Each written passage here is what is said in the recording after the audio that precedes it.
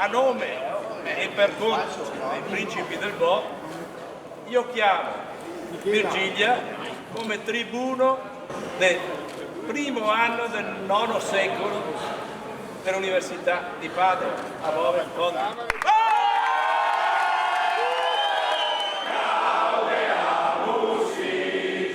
Sulle note del Gaudeamus, l'inno della goliardia, cappa e feluca in mano, Virgilia, al secolo Ilaria Scarabottolo, studentessa di lettere, è stata nominata tribuno delle genti venete. La celebrazione l'8 febbraio, data storica per la città e l'Ateneo, quando gli studenti, durante i moti del 1848, vennero fucilati dall'esercito austriaco. Virgilia è la seconda donna a diventare tribuno.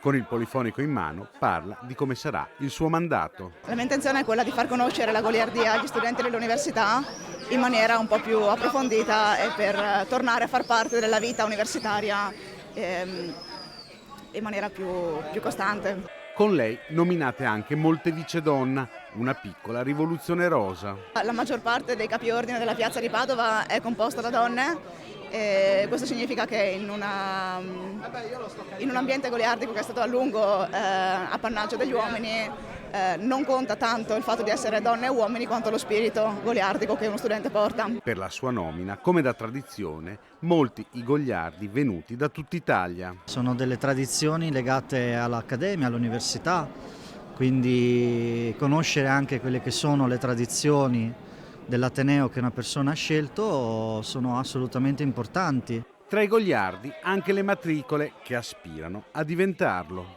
Voi siete delle matricole? Siamo al primo anno siamo delle matricole, al primo anno di università, sì. Avete scelto di entrare in goliardia?